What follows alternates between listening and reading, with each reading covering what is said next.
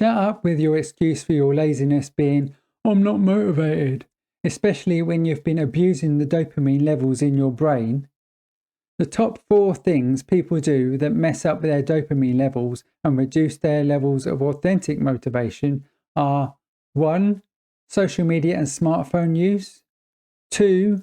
Video games or similar activities, 3. Consuming loads of sugar and other pleasurable foods, and 4. Addictive behaviours like drugs and alcohol.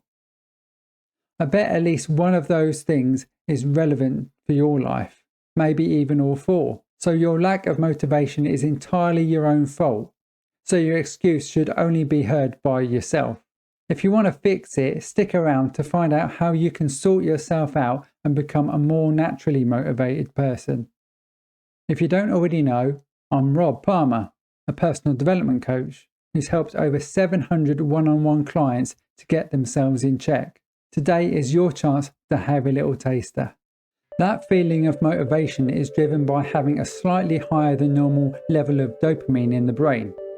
A lot of you might already know this, but have taken this little bit of information and used it to abuse your brain's chemical balance, leaving you with a constant search for the next hit of dopamine, just like any addict.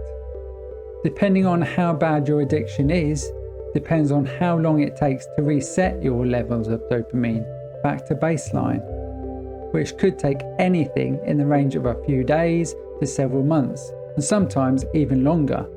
Because it's likely that you probably don't think your usage levels of these brain abusing behaviours are that bad, here's a basic quiz to help you gauge where you're at. It's not a professional mental health diagnosis though.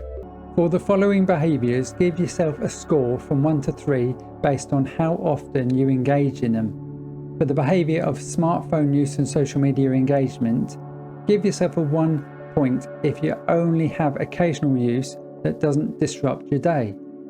Give yourself 2 points for regular use that sometimes leads to procrastination and distraction. And give yourself 3 points if you have excessive use that affects your productivity or your mood.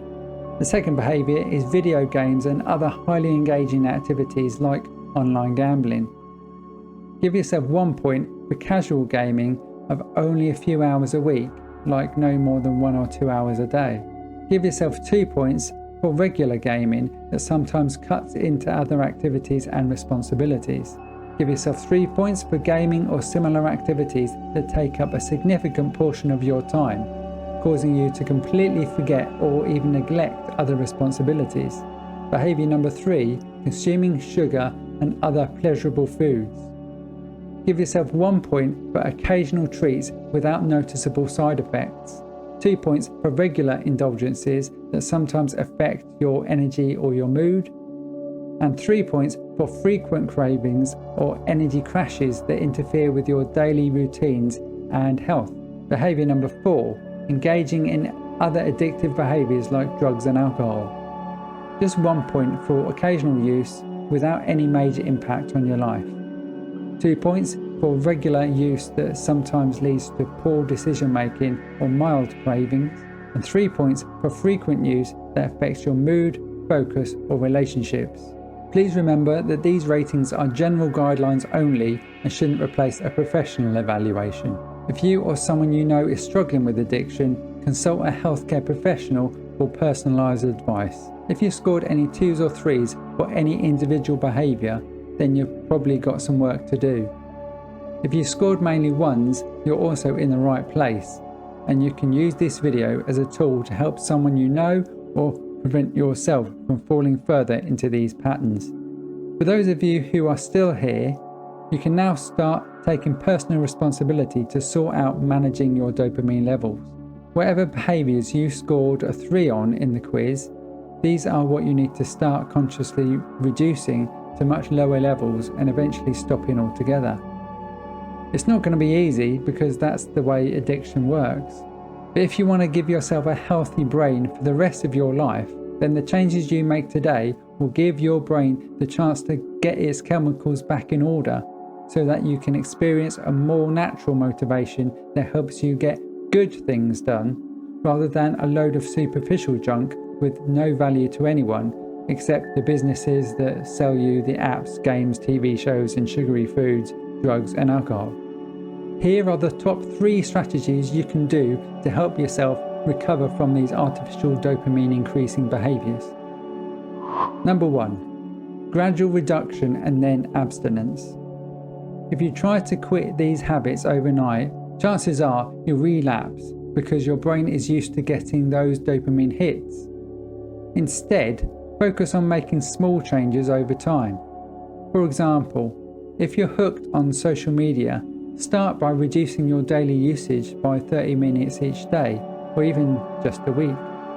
Use apps that track you and limit your screen time, or designate no phone zones in your day, like during meals or before bed. Over time, the goal is to reach a point of abstinence for a significant waking period when you don't use your phone at all. This is the reset your brain needs to get back to a healthier, more balanced state. The trick here is consistency. Keep reducing your usage time until the cravings are manageable, and eventually you'll notice that your desire to engage in those addictive behaviours fades. You won't have that constant urge for instant gratification, allowing you to focus on things that give you a more meaningful sense of fulfillment. Strategy number 2. Exercise and physical activity. Exercise is your brain's natural dopamine booster, and the great thing is that any form of physical activity can work. If you're not already active, start simple, like a few minutes a day of walking, cycling, or even home workouts. The key is to make this part of your normal routine. Find an activity you enjoy so it doesn't feel like a chore. As you build up your fitness, you can increase intensity and try new forms of exercise like weight training, swimming, or joining a sports team. The science is simple.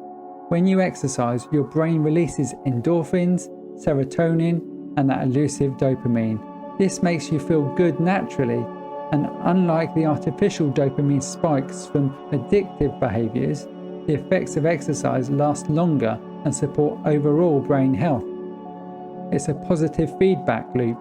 The more you exercise, the better you feel, the more you're motivated to stick with it.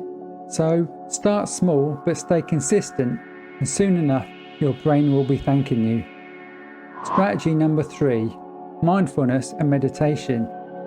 One of the biggest challenges in breaking free from addictive behaviours is the autopilot mode that they put you in. Practicing mindfulness is a way to take back control and stop those patterns before they even start. By meditating daily, even for just 5 to 10 minutes, you'll develop greater awareness of your thoughts and feelings, which helps you catch yourself before engaging in unhealthy habits. If meditation isn't your thing, simple breathing exercises or journaling can have the same effect. It's about training your brain to pause and think, do I really need this right now? Once you become more conscious of your actions, it becomes easier to resist cravings. Mindfulness also reduces stress, which is often a trigger for addictive behaviours in the first place. Over time, you'll notice improvements, not just in your motivation levels, but in your ability to handle challenges with a clearer mind. You don't need to tackle all 3 of these strategies all at once. Pick one behaviour to reduce first and then build from there. Start with what feels easiest, and when you've gained control over that, move on to the next. It's about finding a pace and combination that works for you. Don't feel pressured to add exercises straight away if that feels like a big step. You can build this in when you're ready, or start with something light. The key is to find an approach that fits your lifestyle and doesn't overwhelm you. Again, it's about gradual change. If mindfulness feels like a stretch right now, focus on reducing addictive behaviours or adding exercise first. Then, when you're ready, you can incorporate mindfulness as part of your recovery toolkit. Mix and match to find the right timing and combination of these strategies that work for you. If you're serious about regaining control over your motivation and breaking free from these destructive patterns, now's the time to act. One of the best ways to stay on track is by building positive, daily habits. That's why I created the Own the Day reminder emails. Each evening, I'll send you a message to help you reflect on the day's task and set yourself one for tomorrow. For only £3 for an entire year, it's like having a daily nudge that keeps you focused on consistent progress. That's less than a penny a day. And if you're wondering if my coaching service is right for you, I offer a free video chat where we can find out if you'd benefit from us working together. It's not about me coaching you during the chat, but us both figuring out if coaching is the right step for you. The link to book your free call is in the description. Don't wait around for motivation to magically appear. Take action today.